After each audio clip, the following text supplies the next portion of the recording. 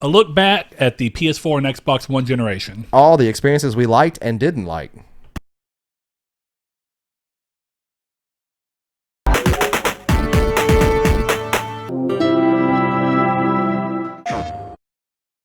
Well, hello there. And welcome to Triangle Squared. I'm pretty sure our intro just broke, but that's life when we roll with it. So, welcome, as always, to Triangle Squared, a PlayStation podcast. I'm your host, Mr. Brett, back and alongside me, as he mostly always is. I will never let him live down that one episode. Episode. Mr. Saul Bridges, how are you? Good. Episode 188, lucky 188. What this week has been really weird for me. We'll get into that here in a second, but if you already like this banter and broken intros, you can find us. You can find out more about us and where we come from and when we let stuff launch at the end of the episode. But we're going to start it off like we normally do, and that's what we've been playing this week. And like I said, for me, it's weird. I turned my PlayStation 4 off on Sunday, last Sunday, that same night that we recorded. Yeah. And I played Risk of Rain, and I'd never turned it back on since. I haven't turned on my PlayStation at all this week. This week is going to be the wildest week in probably this show's history of what I've been doing. And that is I am in a competition with a buddy at work, and we are soft resetting Soul Silver to get a shiny starter. And I have now soft reset that game over 3,000 times, and neither of us have gotten a shiny starter. Are you sure that in the game you're doing? Because isn't there a game out there that they took that out of? No, Soul Silver is actually the best one to do it in, because you could every Pokemon game from the Game Boy Advance to now has a soft reset button combination. And in Soul Silver, it's left, right, select, start, and it just takes you back. Well, I did a save in front of the Pokeballs, and then all you have to do is look at them in this game. Whereas in the other games, you actually have to get them in your inventory, then look at them. You can look at them from the Pokeball view and see if they're shiny or not. So that it takes, like, literally the whole process of looking for one is less than 30 seconds. Like, it boots up, you continue, you look at the Pokeballs, and if it's not, you soft reset. And my laptop is being weird. And I've been doing that, but then, like all Destiny expansions, I started playing Destiny again. Oh, yeah, and you play on PC, right? Yes, I've been playing only on PC. I ordered a 15-foot HDMI 2.1 cable off of Amazon to hook my TV up so I could play Destiny 2 at 4K at 60, and I can. And I have been. I've been playing with my Xbox controller just because I don't have the adapter for the PlayStation 4 controller to work. And I forgot why I stopped using my Astros. My Astro controller's broken. What adapter do you have to have? I don't have Bluetooth on my motherboard. You don't have to have Bluetooth. Oh, you just mean wirelessly? Yes. Okay. And since I actually have the Xbox wireless controller adapter for the PC, I've actually been using that. So I've been actually... I always describe my Destiny relationship as abusive because I think I've realized why. And that is that every time a Destiny content comes out, big or small, everybody that I play Destiny with comes back to Destiny for at least 2 or 3 months until we're all bored of that content and we all go on our separate ways again. And I think I really enjoy that feeling of when Destiny content's out because I know Joe will be online consistently, Brennan will be online consistently, DZ will be online consistently, Trevor will be online. All of the people I play Destiny with normally will be online consistently. And it's kind of weird now. It's bittersweet because all of us have made the full transition to PC for Destiny 2. I didn't know that. So like Gavin and Eric, they're still on PlayStation 4, I'm guessing. And Joe is the one that's hard pressed about not coming back to console. He's actually like the most surprising of them all. He's like, I'm not gonna play it on PS5. I'm just gonna play it on PC. Well, as long as crossplay comes as they're talking, it should be a problem. Though at the same token, if I'm just being honest, I was about to ask you, do you see yourself going back to console for PS5 just because of ease of use? And because it's where you're already be playing other stuff, just because it will be 4K 60 frames per second? Well, ease of use is weird. Because for me it is easy. There's only one inconvenience for me, and I think I have the solution for it. So I am using I have a dual monitor setup normally. I have one HDMI cable going from my TV into my graphics card, and then I have a monitor that I have going from my monitor to my graphics card. The other monitor is off because it's not plugged in. I'm curious. Oh yeah, right now. Yes, yeah. And if I want to say have my dual screens back or something, or if I want to play PS4 because I'm actually using the PS4 slot, HDMI slot, and I plugged into the other slot that I had my Xbox plugged into. But it is kind of annoying to have to unplug my TV from my graphics card and then plug in the other monitor to that slot again, because the way it worked out is that I just have an extra HDMI cable unplugged. Well, that's kind of annoying to have to go back there and unplug it and plug it back in if I want to go back to dual monitors and then play something like on my TV. I think I can solve that problem with an HDMI splitter. Probably. I think all I need to do at that point is plug my HDMI splitter into the one that has my TV on it, and then plug my TV into the HDMI splitter, and then I think that will solve my problem, because I'll flip it and it could go back to the dual monitor setup, or it would go back to my TV setup. I need to figure that out. That sounds accurate. It's funny that you mentioned that. That's very similar to why I don't play PSVR often, because I have the original unit that has its own HDR. The HDR pass-through is not there. So for me to get HDR on my TV, which I absolutely want, I have to swap cables around. And it's a pain. It's a nuisance. And that's why I'll get home and I'll be like, do I really want to do that to play? And sometimes it's just, I just want to sit here and play. I don't even want to bother that. So I just don't. Even though, like I told you, I've had a big, strong urge to want to go back and play Astrobot Rescue. So now I'll probably suffer through it for a little bit. Well, speaking of Astrobot, you have a PS5. So what have you been playing this week? A bunch, by nature of doing that. I was playing Batman, as I was saying. It was going to be my final game, and it kind of transitioned to PS5. I originally was not going to do that, but I wanted to see from an experience I was still in what the load time difference was like between PS4 and PS5, and it's massive. Yeah. So I just moved my external hard drive over and kept playing immediately. Well, I moved my external hard drive over and then transferred the game from the external drive to the SSD, which takes a little longer than I wanted. So it kind of comes back to the question for me personally, but I know really the answer of, for my situation, why would I want to use an external hard drive as cold storage for PS5? It takes so long to transfer the games. You realistically, with the download speeds I'm getting on PS5, it'd be quicker to just download the game again straight to the SSD. Yeah, and honestly, for me, that's a non-issue, because all my stuff's digital. Yeah. So I could just. But I think for a lot of people, the good idea is that if you want to go download a bunch of stuff and you live without internet, the people who are going to benefit the most from that is people who want that and can download every game to their HDD, have it in cold storage, and then transfer it between the two as they want to play them without having to go somewhere and re-download them. Because if you don't have internet, that becomes, or if your internet's so slow that you'd be spending a day downloading the game when you could just spend 30 minutes transferring it, depending on the size of the game, of course. How long did it take? I think Batman took like 15 minutes, 10 minutes maybe. I don't know. It's honestly, it just felt long because you can't.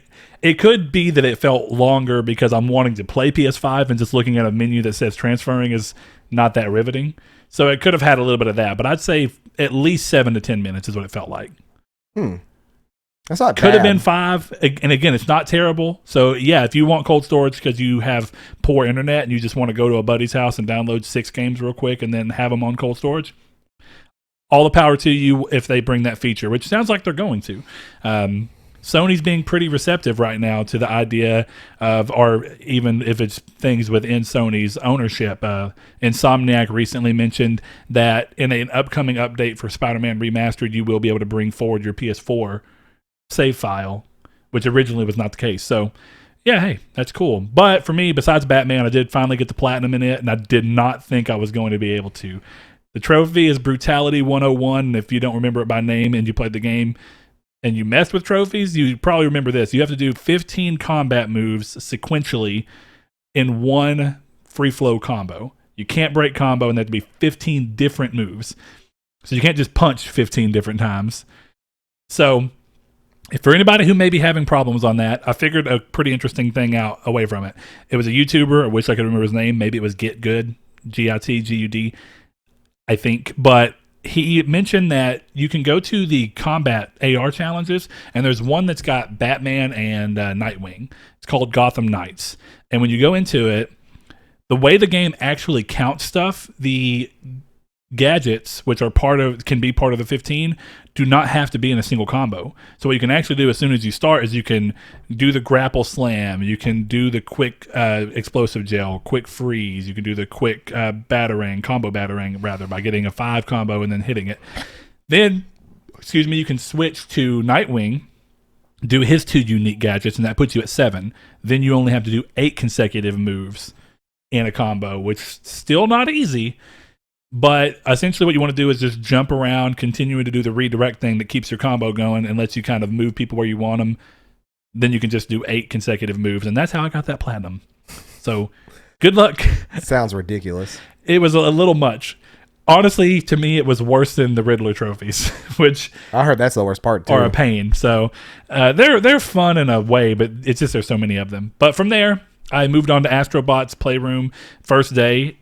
And even though I had Spider-Man, I just wanted to try it out. And then I ended up falling in love with that game. Played it until I platinumed it. Didn't go to bed until I platinumed it. Took the next day off from work because I was wondering, like, I felt like there was a day you weren't there. I woke up Friday morning and I was just like, nah, I just texted my boss and said, can I get the day off? Can I just use a vacation day? And she said, yeah. So did that. Played Spider-Man.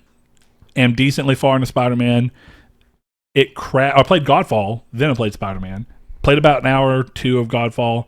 Played about probably 6 hours of Spider-Man. And I've played about probably 3 to 4 hours of Demon Souls now. So I've gotten a good spread. Not normally how I play games, but Spider-Man crashed on me. And Demon Souls was just looking at me, and I kind of had that thing of like, well, if Spider-Man doesn't want to let me play it, I'll play something else. Yeah. So, I think one of the bad things about Spider-Man for me personally is that I should have known, I came from Batman to Spider-Man, a very similar game. It's part of the reason I was so on this thing of, I've got to get this platinum before I start Spider-Man, because they're just similar enough that if I play Spider-Man and then try and go back and get this trophy, it will not work. Because they're similar in play style, but the buttons are all different. So it was killing me. But Spider-Man also crashed on me twice. And the first one, strong fashion, completely turned the system off. And I had to wait a while for the system to actually want to boot back up. The second one, it just went directly to the home screen and said that there was an error. So, also, you may have seen where I mentioned that I thought my disk drive was not working, but for some reason they wanted me to face the disk in what to me and to many others who apparently had the same issue would consider the most unnatural way to put the disk in. So I wonder if that's a design choice because essentially those are removable disk drives to make the digital only version. And I wonder if they just have a disk drive that's like the pod and like they just slap it in the system. I don't know. And I think a shell.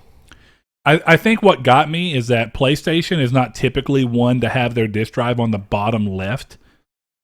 So typically if you have your system up, you have your slot on the top, essentially. And I don't know. It was weird. All of my PlayStations have always been stood vertically. It just didn't feel right. It's not the way that I insert games into my PS4 Pro. So that's probably what it is. A little bit of a hangover from that. But yeah. Saul got to play a little bit of Astros just to kind of get a feel for it, and he ran around for like a minute in Demon Souls just to kind of get a quick feel for how it looked in performance mode. That's what I cared about, yeah. Yeah. That and the controller demo. Yep. I plan to play more, but I don't want to overstimulate myself, so I'm probably going to finish Spider-Man, then go back into Demon Souls, play a little more Godfall, and maybe Bugsnax afterwards, but 2 platinums in 2 days in a row is pretty cool. That felt good. Is the patch for Destiny out on PS5 yet? I don't think so. Nor is Warframes. And I did download Warframe again, and then because I was like, I'm going to play it personally. I want to say it comes sometime in December for Destiny. I might come back to it if Warframe doesn't hold my attention, but I don't know. I'm much more excited about Warframe than Destiny if I'm just being... like right now, personally honest, I have no interest in Destiny right now. I will say the Beyond Light expansion, they just came out this week. Mm-hmm. The Darkness subclasses are super fun. Mm-hmm. And the story was pretty well done, if not a little repetitive in some parts. Yeah. But for you who's never done Shadowkeep, to come back and play Shadowkeep and Beyond Light, that'd be worth it. I'm not saying it wouldn't, but we'll get into it in a little bit because in the community's feedback for the main topic, some people bring up Destiny as something that they loved out of the generation, and there's some complaints about the way that Destiny has moved. So I think I'll probably address it a little bit more then because I think it's interesting, and I do feel like it somewhat ties into the way I feel about the game.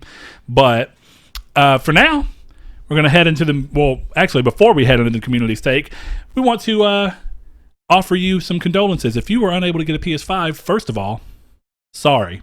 Trust me, the fact that one of us has it and one of us doesn't is already interesting enough. Speaking of which, you said it'd be like a week in December that I'd have it. or 2 weeks? They said it'd be like mid-December by the time that my Burger King one comes in. That's fine. That might get here right around the time I take my vacation anyways. So Like hopefully that'll work out. So first and foremost, good luck getting a PS5. Just want to get that out of the way nice and cleanly. Secondarily, though. You know what else is clean? You know what else is clean? My balls. And fresh and scented. So if you want to go in the next gen of something, at least you can move into the next gen with your downstairs grooming with the nice Lawnmower 3.0 from Manscaped, our sponsor for this episode. Thank you, Manscaped. Honestly, I got to tell you, blown away. I have debated often buying Manscaped just because of different ads I've seen and looking at it anyway and kind of thinking to myself, I don't trim as often as I should because it's a pain. You're not so lying. When I had that kind of thought and then this came up, I was like, let's get the product in, let's try it out and know that we're promoting something great. And I feel confident in saying fantastic product. So all the way across the board. For me, it's like the opposite. So I don't really have services that I have ads on at all. Like I pay for YouTube. I don't really watch Hulu. I have Amazon Prime, and that's kind of it, like Netflix. But like I don't really have a lot of ads that I pay attention to. So whenever I was telling somebody we got sponsored by Manscaped, they were like, "No way!" Like I see those commercials on TV. I was like, "Wow, I didn't realize this company's that big." So naturally, you need more ads in your life, Saul. I guess I do. Programming. But naturally, I needed to go test this myself. So I am that kind of person that, like, if we ever get a sponsor, I've said before, it's going to be completely honest opinions. So what I did was I went and bought their cologne. And I chose the cologne because at that point, I didn't know what all we were going to get. And my reasoning behind that was that, hey, if the cologne smells good and it doesn't break me out, which is important, then I'll have 2 bottles of cologne if they send us one. I have super sensitive skin, and I have a cologne at home that I love. It's slightly expensive, but it breaks me out every time I use it. And it doesn't matter if I put it on my wrist, my neck, my chest, I will break out in those spots really badly. So I bought their cologne. Love it. I meant to bring the bottle with me today, but I let Brett take a smell of me. He loved the smell of it. And another thing I like about this company, all their products smell the same. They have the same scent profile. So in their ball toner, you could put this on your balls to freshen them up a little bit and make them nice and clean and confident. But you could also use the preserver, which is the deodorant. Now, this I actually use for work.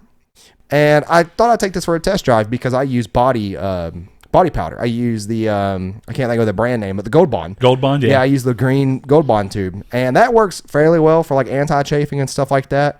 But it's a mess. You know, who wants to clean up a mess of powder off the bathroom floor in the morning when you're getting ready? And it's 5:15. That's the part I don't miss about that job. Yes. Chafing. It sucked, yeah. And I'll tell you right now, thanks to this body odorant, not only is the smell gone, but there's no chafing. And I was actually surprised to see that they gave us the boxers. Dude, the boxers, the most soft thing I've ever known. And my wife so told me again today, which the first day she was like, "Whoa, I think that's the softest thing I've ever felt." So fun fact, my wife said the same thing whenever she was taking out my boxers and my shirt. That's why I'm not wearing the shirt today, because she stole it. I'm telling you, they're both so soft, and I always looked at like any kind of luxury underwear, and I'm like, there's no difference. There's a difference, and I'm gonna buy another pair. Probably in the next like week or so, because I loved it. Well, I think the last thing we need to talk about, I don't know if Saul's had a chance to utilize his, but the Lawnmower 3.0 is definitely their big thing now. And I got to tell you, it's worth it. Fantastic. Going to go into a quick story that I just think is hilarious because it's part of growing up and getting into that age where you are worried about shaving your face. I got a beard pretty early on, so I was thinking about having to shave, and then I'm a naturally hairy person, so I was like, okay, is that something that's controllable, or do I just want to let it go? So, of course, in my youth, I ended up shaving completely, and that was the worst decision I've ever made. Do not use a blade unless you are willing to do that day in, day out. Everything stuck to me, and I hated it. It felt like I was like Velcro. So I'm normally pretty worried about that. This, I was able to get pretty low where it looks great, looks manageable. It's comfortable, no snags, no nothing, all the way around. 360. I'm clean as a whistle down there. If I Botoxed them, you'd think I was a baby. Yeah, if you use a razor blade, you're very brave. Second of all, I hope you like the feeling of wet rubber bands, because that's what it feels like. Certainly. For those that want some cool Christmas presents, some Your balls cool will gifts, thank you. Your balls will thank you. They But will. If you want some cool Christmas gifts, if you want to give your dad something clever and funny, and it works well, if you're at work and you notice a little bit of extra moisture and you want something for yourself, or if your husband complains about it, go to manscaped.com and use discount code SQRD squared. SQRD. You're going to get 20% off your entire order, and you're going to get the free shipping. Yep. So it's just a cool little gift, and you can help us support this channel and get some products that we actually enjoy. Yeah. And I'm glad that we do, because I would have thought it would be really awkward to tell Manscaped their products sucked. No, absolutely. Because I would have, because you see how I go in on Sony. Yeah, I know. I'm going to go in on our advertiser that way. Hey, stop camping behind the Christmas tree and up your grooming game. There you go. There we go. You know what, though? Into the community stake, which came by Mr. Sean One Neo. So thank you, Sean. Appreciate you. Hadn't heard from you in a little bit, and you came back in with a really great question, and I was curious to see everybody's answers. So his question was simple. Who or what, if it's not a person, is the most useful AI companion in a video game? So over on Facebook, which is what I'm going to start on since Saul does not have access to that. Excuse me. Man, that pomegranate dragon fruit sparkling water is good, but... Not as good as ball toner. But not as good as ball toner, as you would expect. All right, let's see. In that one, also real quick while I'm thinking about Facebook, one of our listeners, Mr. Matt Hunt, is apparently in the hospital right now battling both COVID and pneumonia. So, wow. Everybody keep prayers out and thoughts out for him, depending on what you believe. But just good vibes to the man. Keep that man in your thoughts for sure. Yeah. That's he's rough. a good friend. I played a lot of games with him. Cool guy. Hate to hear that from him. So, Matt, if you hear this, I hope you're doing better and feeling better, man. That's just, I hope you recover with no long-lasting effects either, because that's a big thing that I don't want. Yeah, certainly. Anybody. All right. Over there, Mr. Blake Pope says, oh, man, that's a tough one. Cortana is probably my favorite. Now, I want to preface something here. He originally thought we were talking about specifically AI within a video game. So he went on to go a little bit further, and I wanted to give his other ones. It just made me laugh. He says Dom from Gears is great, but mostly because of his backstory than anything else. I also love Sully and Uncharted, but I don't know if that counts. Lydia is always my go-to in Skyrim. A lot of people mention Lydia. I can't stand Lydia. What did Lydia ever do to you? Stand in my doorways and not move. Dude, I'm telling you. How many people have shouted her because of that? Oh, I can tell you right now, me alone, probably 100 times. She was super annoying to deal with. So I think I used her on my second playthrough of the game, and I never used her since. Actually, as a good counter argument to that, I just had her name on my brain. The vampire lady. Oh, from Skyrim? Yeah, well, it's the one that you were like the one that is part of Dawnguard. Not Selena. Oh, or is it Selena? Hold on, I've never played either of the expansions for that game. I think or any of the three, I should say. There's two that are story and one that's just is it Hearthstone. Selena? It might be Serana. Serana is like the best when it comes to NPCs. That's actually my answer, or one of my answers. We'll get into the other answer in a little bit. But sure, yeah, Serana. I think one of the ones I liked, and I'm pretty sure someone mentioned it over in the Discord. It was that feeling, yeah. Awesome Dave 1337 said, I would say Lydia from Skyrim, since she taught me the importance of permadeath in Skyrim and how much fun it is to shout people/enemies off of mountaintops. Seriously, though, I would say the companions in Skyrim for the ability to also carry crap for you like a pack animal, which is 100% what I did with both dog meat in Fallout 4 and also the whole point of Lydia. Like, it was cool that they would help you, but primarily, I just wanted them to hold my items when I didn't want to go back to town just yet. So after like my second or my first playthrough of Skyrim, it's always been like role plays. So I would never pick up items I don't need. I don't ever pick up items I don't need, nor will I actually set like I can't hold more than 10 potions. I should be able to carry 12. It's the same problem I have in Souls games where I'm like, I need everything. Yeah. Because I don't want to get to a situation. I have this in every game.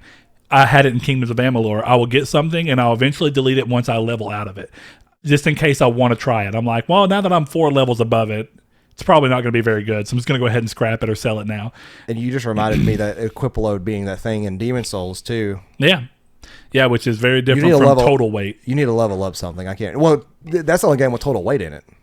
Like, you don't get you can pick up any weapon in the game and carry it along with you in the rest of the game. That's right. Without it, but there's a stat you need to level up. Endurance is the one that handles all that. Yeah, you can up how much you can actually equip.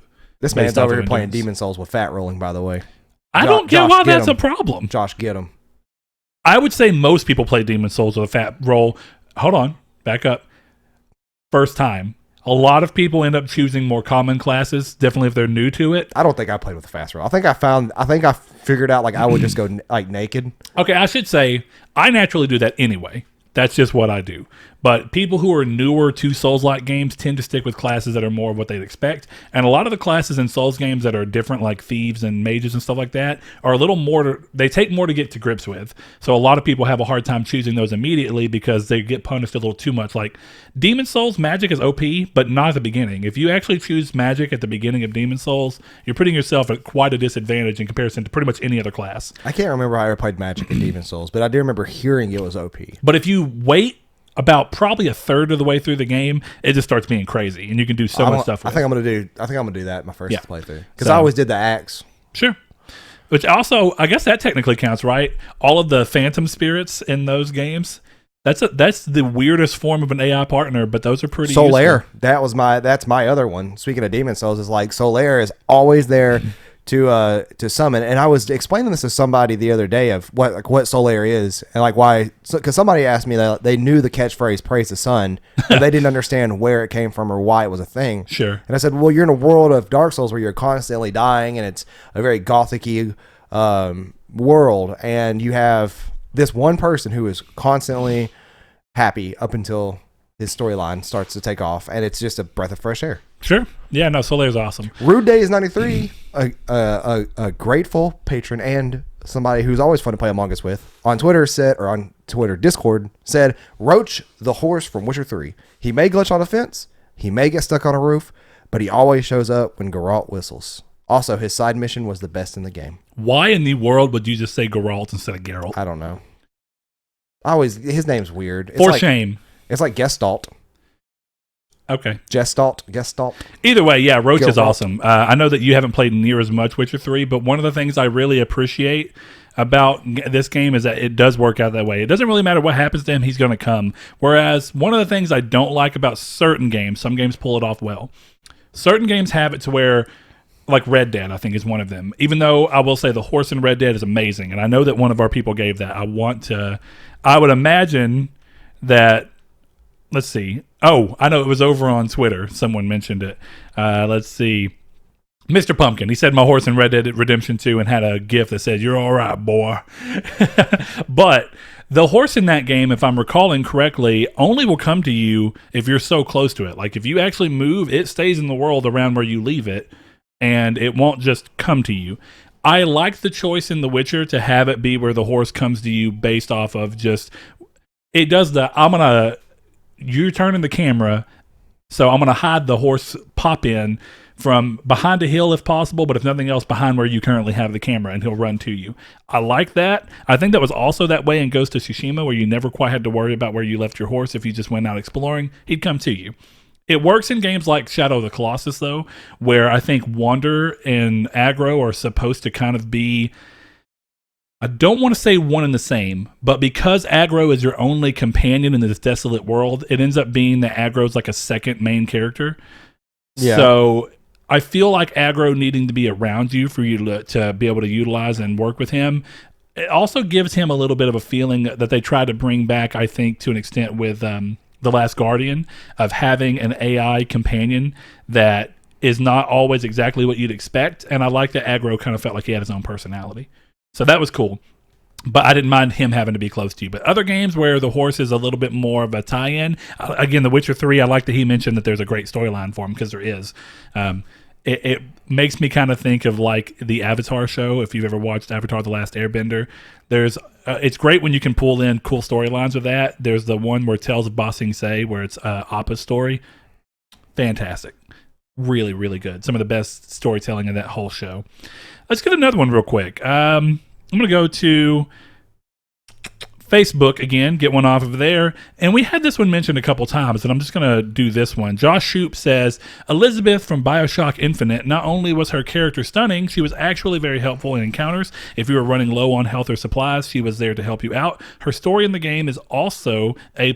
I would go so far to say that Infinite's DLC Burial at Sea is the best DLC in any game I've played ever. Also, quick pause. Wow. I know we're giving little shout outs to people. Josh is going through some stuff right now. His grandparent just passed away due to COVID as well. Oh, wow. So thoughts with him as well. Josh, I hope you're working through this. I know this kind of stuff is real hard to deal with. So good luck to you, bud. Good luck, buddy. Yeah, but that's a good answer. I didn't play the DLC for Bioshock because, again, everyone who's listened to this show for some period knows I'm the worst at playing DLCs. Yeah. But in the main story, Me I thought too. she was cool. Me too, to be fair. Have I made you worse? No. Or I never was like a big DLC person. I found it interesting that you played both of the Skyrim ones and mentioned it, but clearly I haven't. The only reason I did that is because I played all the Oblivion ones. Knights of the Nine. To be fair, the best storyline in Oblivion Shivering Isles. is Shivering Isles. Yeah, hands down. I did play that DLC, and I would be remiss if I hadn't. I know that some of you are probably yelling right now that there's games. I guarantee you Ryan, if he's listening to this right now, is telling me I need to play the DLCs for The Witcher. I understand this. Just saying. I need to. So my plan for The Witcher, speaking of that, is to go into the TV show, finish up the TV show, and then get into the game, which I've been told will work well. I think it will. Though more importantly, if I were you, I'd wait until the next gen update comes for it. Yeah, because I'm not. Might as well at that point. Yeah, I'm not going to jump into it now. Jehudi MD on Twitter says, I would say Alex from Half-Life 2. She was a brilliant character and the first of its kind for me. And you know what? That's actually a really good answer. It's been a long time since I played Half-Life 2. Dude, when he sent that, it almost immediately made me want to go back and find a copy of the orange box. I think I might have it still. I need to look. Half-Life 2 is a fantastic game. I know that people love Half-Life 1, and it is a great game. I think Half-Life 2 is what bred the really strong love for that series. Yeah, I do too. It's almost like Halo 2, I think. It's very comparable. Yeah, it's so great. And honestly, the thing I like about Half-Life is I personally think that the way they set those games up, and even their engines and the way they look and run, though, they always felt like they were ahead of their time to me. So going back to them now still doesn't feel that dated, specifically Half-Life 2. Yeah, Half-Life 2, like, I don't know if people know this, but the game engine for that game, along with the physics engine, has bred, I can't think what it's called now. The modded thing that you could do on Steam. That's Gary's Mod? Yeah. That is like a major thing, and that's because of how well that game and the gravity gun works, and it's just a fun experience. I don't even know what is the gravity gun's full name in that game? Is it the Graviton gun or something? I don't remember exactly. That's a game. I never played Half-Life 2 until the orange box finally came to PS3. So I probably played that in 2009? Seth and I both played it. Was it? No, that would have been like 2008, right? Or did it come out in 2009? I think 2009 was when the orange box came to console. That's when I first played. Because that was the first time I played Portal as well, and that's another thing. I think Portal uses the exact engine from Half-Life 2 as well. The Source engine. If it does, I can't remember if it does or not. I mean, clearly really the way well. that Portal plays is very much like Half-Life 2's first-person viewpoint and just having your weapon front and center as you go through and play. That's true. One of the weird things about Half-Life 2, though, is always the way that it looked when you were riding vehicles. Like if I cannot remember correctly, you don't see your hands whenever you're riding a vehicle, right? You just see the handlebars. Yeah, you just see the steering wheel turn or Which whatever. It's so weird. Yeah. Ugh. I mean, it's an old game. It is, but that's where it would look a little dated, to be fair. Yeah. The asker of the question, Sean One Neo, says, I'm a little surprised no one has mentioned these guys. And he shows a picture of Ellie, Sully, and Boy. Boy. I like that all three of those were done on Facebook, which he's not in that group on Facebook, because we got Lewis Miller. Sorry, but if I'm mispronouncing anything.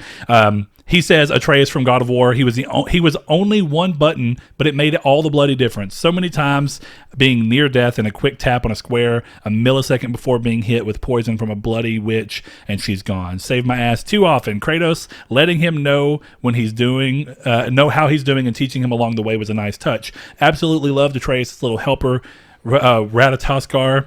10 minutes into a Valkyrie fight, and the little guy not only saves my ass with some health stones, but he brings me some much needed levity to the situation, criticizing Kratos' fighting.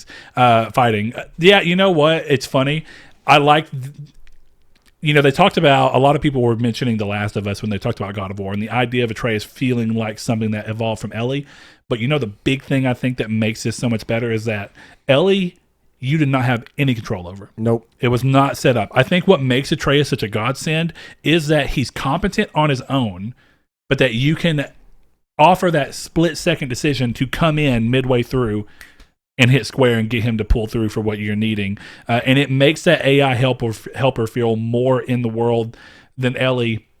To be fair, PS3 is a problem, but the AI for Ellie was kind of rough for PS3 as well. Well, Ellie is one of my favorite ones just because not only she does the things that most AI companions can do, like she'll get annoying and she's really, really loud in stealth sections and stuff like that. But then the story that is built around that is still one of my favorite video game stories of all time. And that's saying something just based off of the relationship you build with her in game. Sure, and even though and I'm not going to say she's not helpful in gameplay, she certainly is. It's just that not having direct control makes her less than Atreus gameplay.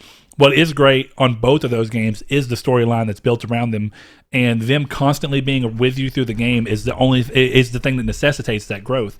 Like, yes, they have a lot of great story moments, but there's also just that feeling of you and Ellie and you and Atreus as the primary characters going through with each other, that just them being around and talking to you and having little questions makes them feel more part of the world and has you connect with them so much more. One of the things I like, though, and it's also another answer, he talked about Ratatoskr, the one that would bring you like the health stones and stuff. One of the things I like about that is that really makes me think of the Palicos in Monster Hunter World, and that's also what Donovan Williams mentioned, where one of the greatest things about Palicos is health right when you need it, bringing the little health bugs over. It's great. Palicos are 100% very good. They're part of what I think makes Monster Hunter World so fun. And I think some people didn't like that because it kind of made the game easier. But I would argue that it's not endless. You have to set stuff up right to do that. But also the Palicos are just one of the great things of Monster Hunter in general. Speaking of Monster Hunter, Ryan says Saul knows my answer. I really want to say it's Palicos, but I don't know. I may have failed Ryan.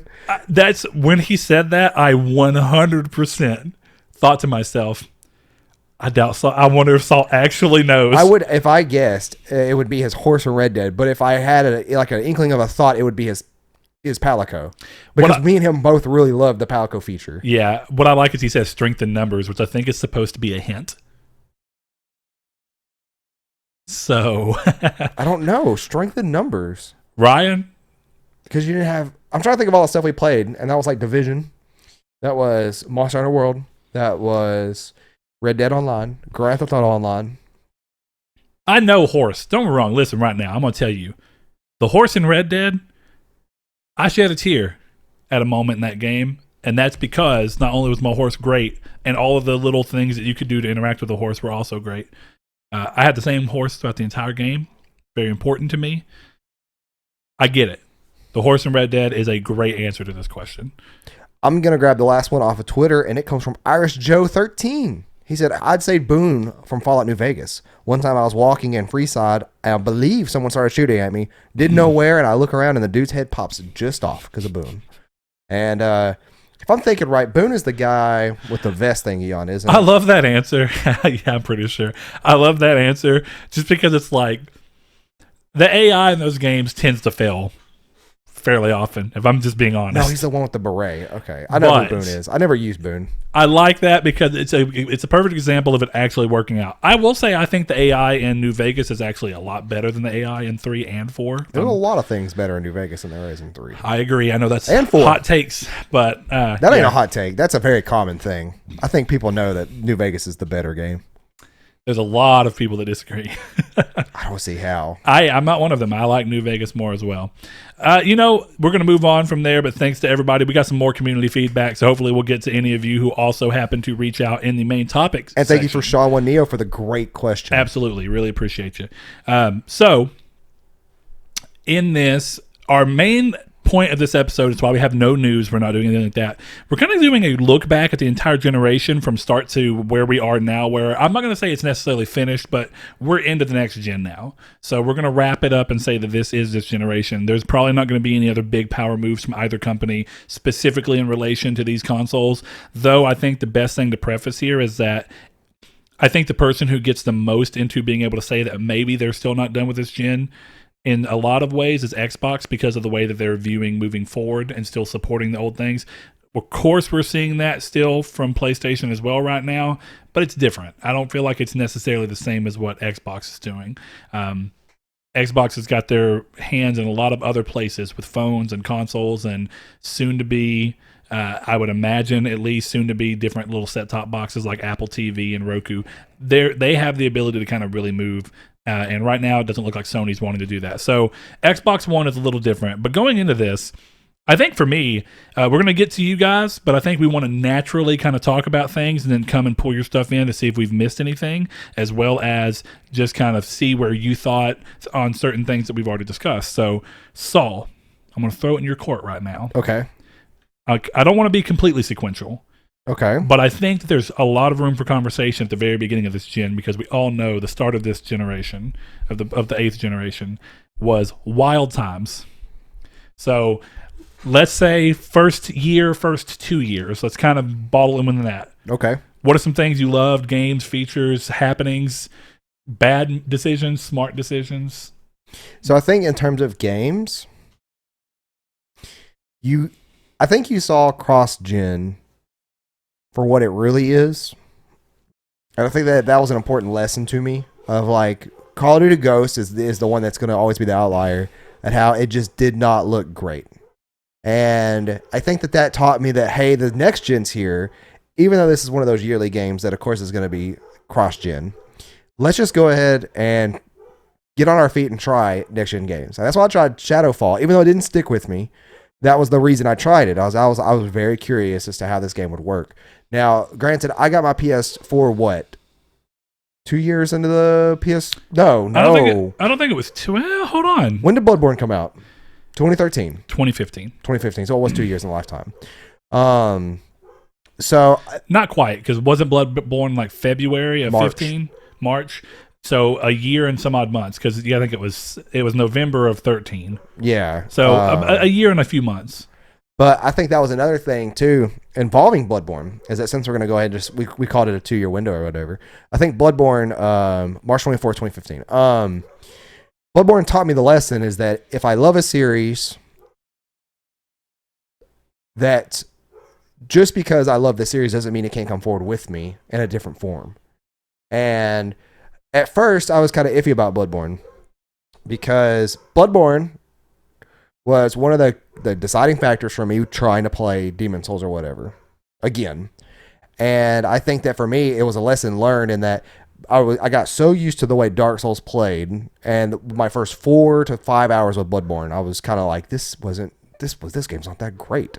You know, like, I don't like this game. It doesn't feel right. It doesn't feel like a Souls game. And it's like, this is what people said it is. This is what is made by the same person. I can't believe this is different. But then I stuck with it. And I think that taught me an important lesson, because everybody knows how I feel about Bloodborne. It's absolutely one of my favorite games this generation. Well, I stuck with that thought process for other games like Nier Automata, where I'm like, you know what? I may not enjoy the first couple hours of this game, but I'm going to stick with it. You know, and I'm glad I did, because that's also another one of my favorite games of the generation. It's kind of crazy how that works. So I think that the happenstance of that taught me a very important mind frame to be in when playing a brand new game. And it's like, give it a chance. Like, it may not be for me, but I need to at least play it for a couple of hours to get that just for sure, for certain and for sure. But other than that, like, the beginning of the gen for me was the most boring part of this gen. There's nothing else there for me. I think I agree with you. And before I move on with that particular part, I think I want to go back to your idea of patience in general, and what Bloodborne taught. I think for a lot of people who either were people coming in who were Souls fans, and like you said, you have that idea going into the game that like Demon Souls and Dark Souls have a lot in common. Yes. And then Demon Souls and Bloodborne have, I think, more in common with each other than Bloodborne and Dark Souls have in common with each other, actually, even though they're both still pretty far from Bloodborne. I would say that that's about a half truth. I would say, I mean, it's not exact, but I think that there's some things that Bloodborne returned to from Demon Souls that Dark Souls pushed further into, like the Nexus kind of thing, like the Hunter's Dream. Yeah, more of kind of like a place that you go back to that acts as a touchstone between everything. More of the idea of not having an Estus Flask and instead getting all your healing naturally. Though, of course, I've added that idea of bringing it to where you're going to be aggressive. You can get some of that health back if you're smart. So, but the importance of like kind of thinking about patience with everything, right? Is I think that's a big thing about the generations beginning to go across the board. PlayStation 4 and Xbox were both very slow to come in. PlayStation eventually caught up, but I think in terms of what people wanted, right? I think the thing about PlayStation 4 is that we got 2 exclusives at launch, and then we got another great exclusive and launch window with Infamous Second Son, but then it was kind of slow. It was like, it was until 2015 that we really started to see Bloodborne, The Order, Ratchet and Clank, some of the games that a lot of us had known about, but just not there since the thing had started. So, unlike this gen, where I feel like Sony has done a lot better at setting a roadmap of when things are coming out. We had a big launch with a lot of exclusives. We know things that are coming down the road. We have backwards compatibility to keep us for even games that are coming that aren't quite out, like Cyberpunk. But what PS4 and Xbox One both did in terms of patience is kind of how to teach people, get it up front, understand and enjoy what comes with it day one, but then be patient for things to eventually come into what they're going to be. And we know that about every generation. Just because they start one way, I think PS3 was a lot of that same lesson, right? You're going to get the PS3. It's going to be a little slow. It's going to be expensive. You're going to have to wait until we finally get the footing of what this console is and we get to where we're going. So PlayStation, they had a good idea of what the console was day one, and I think that's why they got a lot of good points in, not doing the DRM thing. Very smart move when Microsoft was trying to do so. Focusing more on games instead of trying to focus too much on entertainment as a whole. Smart move on PlayStation's thing. But even PlayStation had the same thing where they weren't immune to the slow trickle of games. So being patient led you to where if you bought a PS4 day one, being patient got to where once 2015 hit, you were rolling and exclusives started coming. You were good to go. The system found what I think most people remember it for, which is being a hell of an exclusives machine. So many exclusive games this generation from Sony were Game of the Year winners and very critically acclaimed darlings. That was not really the case in the same way in PS3. There were some, of course, The Last of Us, Uncharted series. There are some, but it wasn't the same to what we've seen this generation. I feel like almost every game that's come from PlayStation this generation is sold massively. It's received very well. There are some outliers that did great for the company, like Days Gone, but did not necessarily perform in the same critical reception. But across the board, that's what the system became. And then Xbox kind of has a different story. Xbox's patient story is you get it day one and you're constantly wondering where the games are and you want exclusives. And for some people, that's still the case, and Xbox hasn't delivered just yet. For other people, they got the surprise thing of, I didn't know that I wanted my Xbox to become this Game Pass machine where I can play a bunch of these games for one low monthly cost. So patience is a big lesson learned from the beginning of this gen in general. Patience for backwards compatibility to come in and become a new key component for Xbox. Patience for exclusives to start hitting on PlayStation. And just kind of letting each one of them come into what they are now heading into this next gen. That's a good one. Yeah. That's a good one.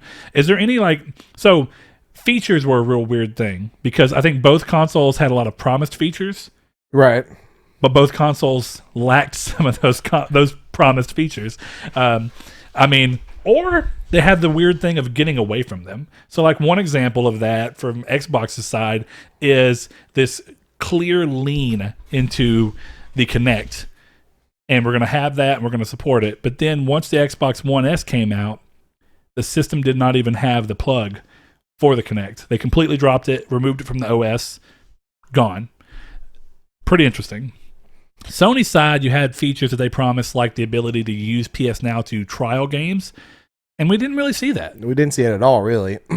So that's weird. I think this generation is also taught to be more, which age has too, I think. Of course, I was younger. But be way more conservative in how much you actually believe what companies say. And I don't mean this in the sense of, I don't think Mark Cerny or Sony either went into saying those things with the intention of them being false. I think that what happened is that when you're talking about something that's still new, you're kind of doing the rounds of talking about what you hope it can turn into and what you hope happens with it. But that doesn't always happen. It doesn't always pan out that way. And I think that's why Microsoft had to pivot away from the Kinect, because it was weighing them down in a lot of ways, much like PlayStation had to pivot away from PS2 backwards compatibility with PS3. And Microsoft had to also change a lot of what they wanted to do to survive. Backwards compatibility was part of that sudden change in plan, I think. Yeah. So, all right. Well, let's open it up a little bit more. I think the beginning of the gen was boring. It was boring from the game side. It was fun immediately because of console wars being at probably the biggest fever pitch ever, because of the fact that one that had done so well the previous gen with 360 suddenly falters so hard, and the one that had faltered at the beginning of that previous generation is doing really well, PlayStation. It's crazy times.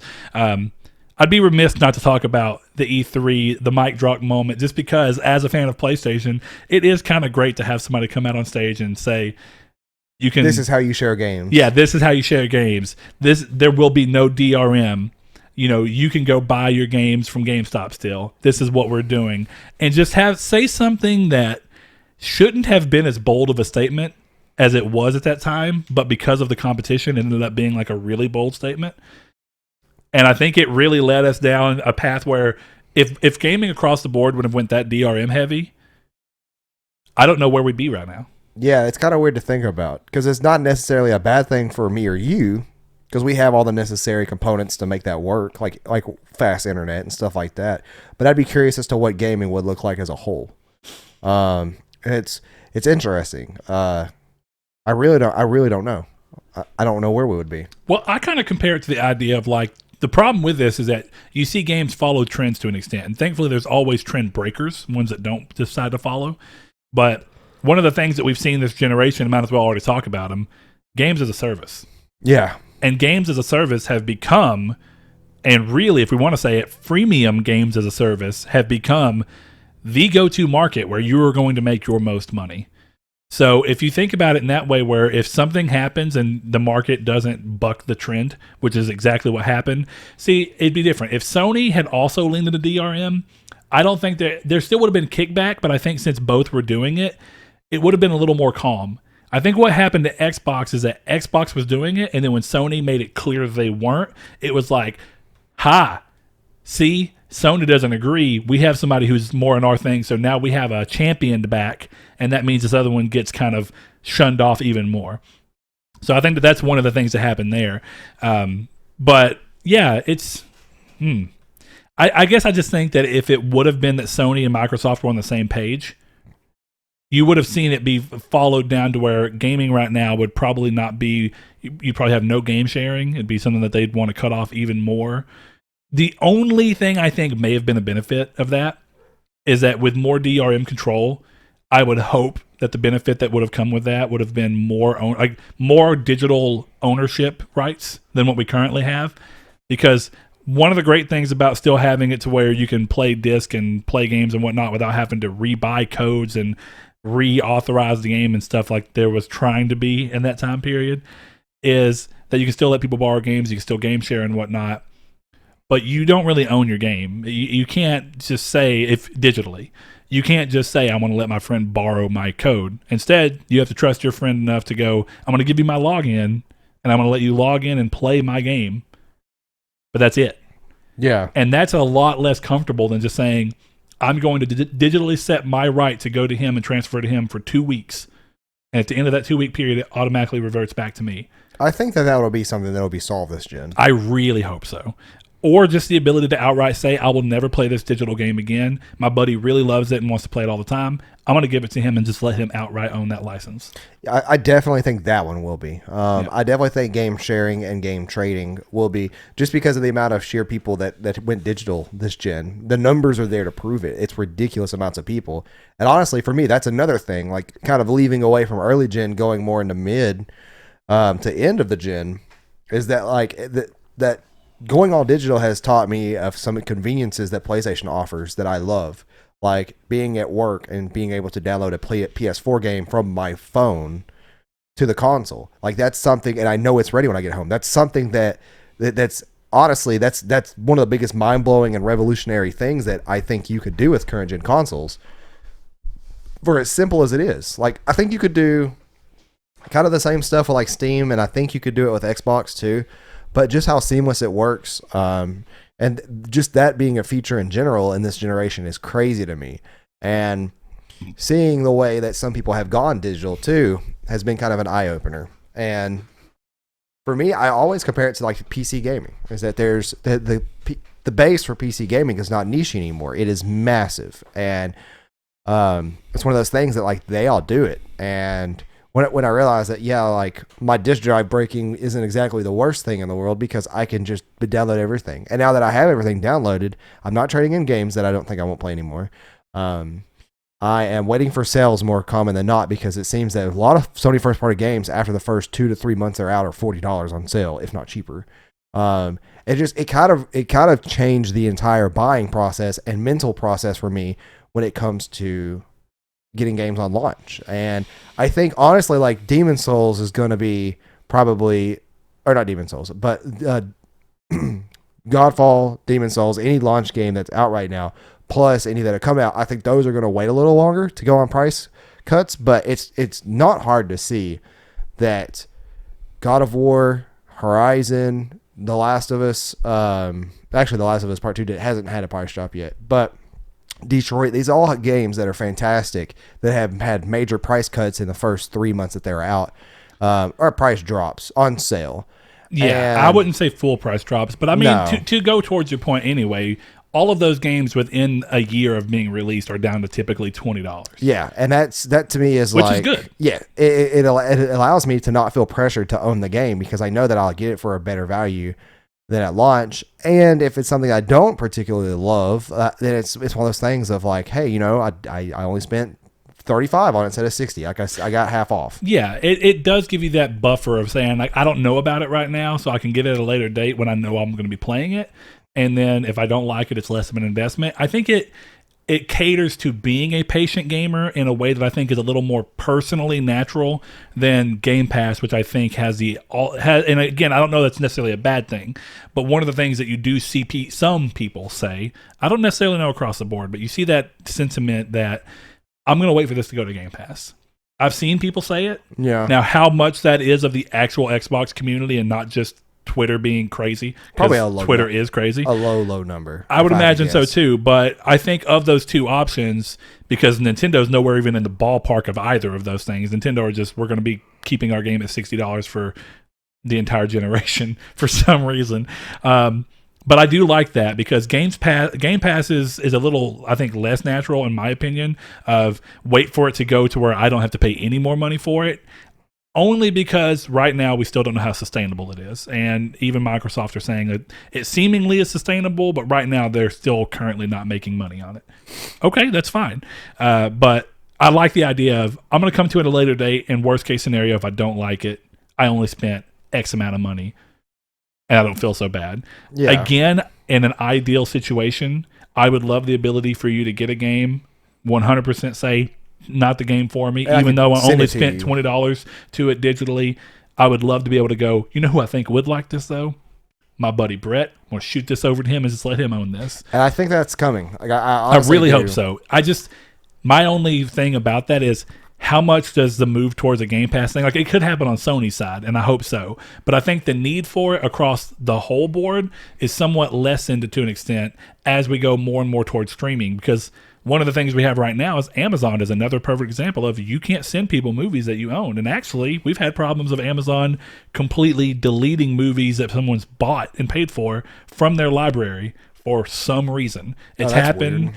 to multiple people for different movies. Sometimes it's because the rights get pulled, and then, but I don't like that. Thankfully, you don't see that in gaming. often. Not yet, thankfully. I mean, gaming. Well, technically, you've seen it with one, not a game that you had to pay for, but PT was exactly That's that. that's a weird thing though. Yeah. And that's one thing versus Outlier. that's yeah, Big but outlier, You just too. had multiple people have done it with movies and stuff like that. We've seen that happen maybe 3 or 4 times on console. Where like I don't know if I've ever seen a game's rights be completely pulled besides PT. I don't know, there might be some like Hot Wheels racing games or something that we don't know. So of. where you can't re-download it. Because, like, licensed games are the ones that always have this happen where you can't buy them anymore from the digital store because the license is expired, hey, unfortunate, but that's also where digital rights would be a great thing. Yeah. If you can go, hey, maybe you can't buy Amazing Spider-Man 2 anymore, but I'm going to send you my copy or loan you my copy or whatever. That'd work perfectly fine. Just for preservation of gaming. That's Yeah. what it is to me. But more importantly than that, those are the only games that get pulled from the store often.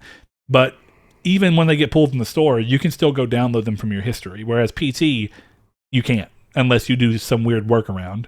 And it's not, you're not supposed to be able to do it. So Right. But it's a big thing. I guess, if some of this episode, I think, will be things that we hope this gen kind of ends up bringing about. No, that's a whole nother episode. Whole other episode.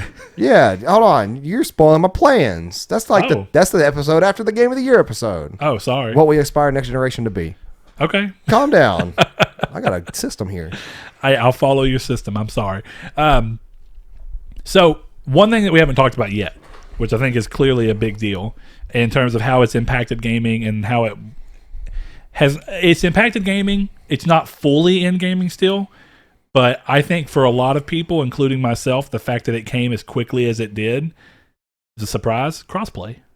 Yeah, that's a very positive thing.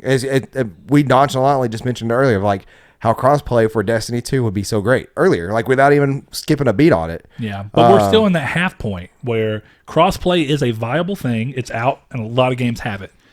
A lot of games still don't have it. I am one of those that say that every game is a service that ever will launch. So like Fortnite, Anthem, any Call of Duty, whatever that should all be crossplay. I think so too. I think it literally benefits everyone because it's just one of those things that, like, I mean, Call of Duty's done it. You can find a Call of Duty game with crossplay enabled in like 2 seconds. Yeah, and the same goes for like, or the same would go for Anthem. Oh, it's that idea of preservation again, right? Speaking of which, on the Anthem subreddit, somebody posted a screenshot the other day. That's all-time concurrent people that have been playing online over the past 30 days was 70 people on Anthem on PC. That's wild, because didn't you look the other day and it was like a million people? I did, but I don't remember what that million was for. I wonder if its console is doing better than PC on that game. It could be, yeah. I don't know. That's a good question. But, I think what you're talking about, we've seen crossplay, and I think this is why it surprised me, right? During the PS3 and 360 generation, where I think PlayStation and Microsoft were really butting heads over who was going to be the king of gaming, and I actually kind of appreciate that this generation, like you've mentioned, the three have kind of went different ways to where Nintendo has been doing its own thing for so long that it doesn't even matter. Yeah. So whatever. They're doing their own thing. Xbox and PlayStation, it was always about who was going to be the king, and those were the two that have been button heads for a long time. But I think Microsoft have really bowed out of the race for the most part at this point and said, that's not what we're focused on. We're focused on gaming even when it's not on our platforms. And that's a good thing because I think it stops some of these brash moves. Like, crossplay could have been a thing last generation. There were multiple times where PlayStation and Xbox were asked about bringing games to their system, and the reasoning behind why they couldn't ended up being this idea of, at the time, PlayStation, who was not doing too hot, were receptive to the idea and saying, yeah, we would if Microsoft would, and then when it would come to Microsoft, Microsoft would do exactly what PlayStation and their strong point did as well. Why do we need that? We have more people. Our system is more known for online gaming anyway. Why would we want to give you some of our player base when it's just a reason to get people to buy our system? We saw that last generation. RuneScape was potentially supposed to have the thought, like they were talking about maybe bringing it to consoles, but if they did, it had to be 100% crossplay between PC and everything. Yeah. Microsoft wouldn't do it. So all I'm saying is that clearly that kind of competition is great in a lot of ways because it leads other things to push up, but it's bad because it does do things like that for games that need it.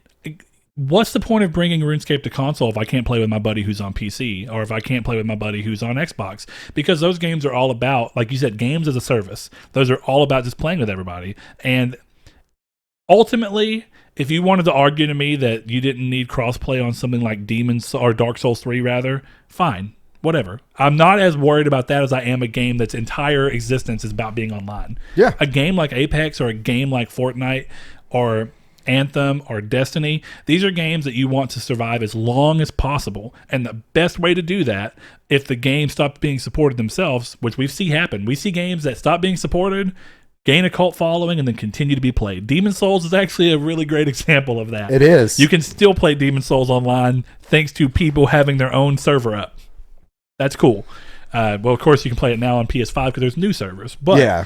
Point being, I like that basic idea, and there's a great thing about preservation for stuff like that. So, say somebody loves Anthem just the way it's always been, and Anthem gets the server shut down by BioWare, at least have it to where other people can go through and either play with each other through crossplay, or maybe there's more of a reason to keep it up if BioWare keeps the servers up and says, well, there's, across all the systems, there's 7,000 people playing. It's worth keeping it up for now. Right. It's a great thing for that. And I also agree.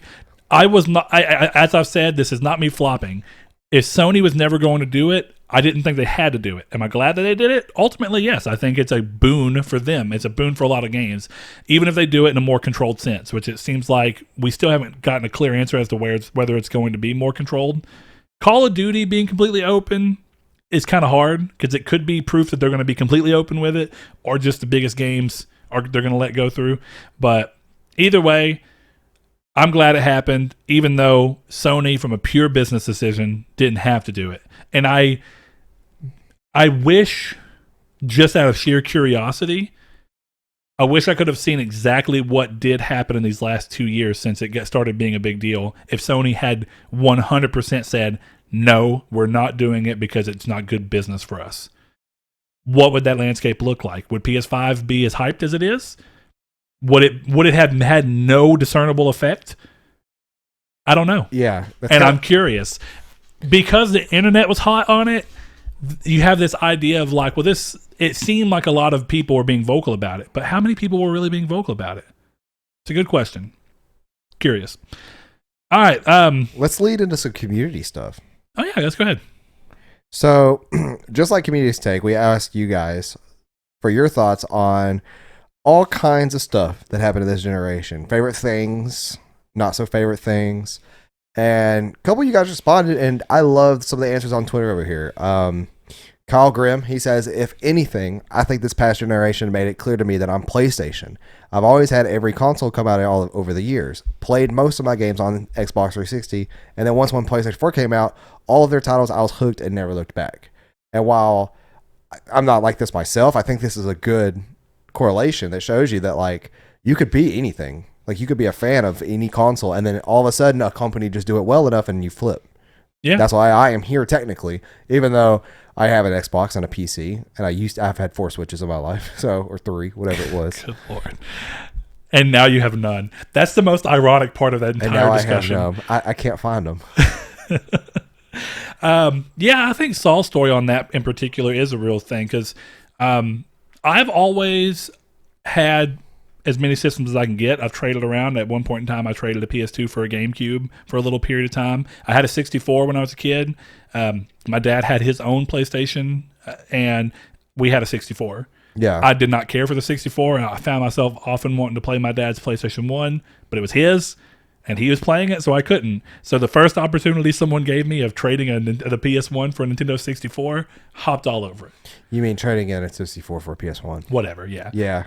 Either way, we got different systems. So I've always bounced around, but PlayStation has always been the one that I've preferred the most. And much like Saul, I typically have all of them. But I think if I, thinking back to Saul and even myself to an extent, even though I had Xbox 360s, I would say that in our teen years, Saul and I were both very advent for the consoles that we were behind. Saul was very 360, and I was very PlayStation 3.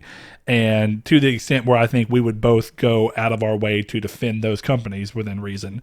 But age, experience with the other consoles later into that generation, I think brought both of us down a lot. Yeah.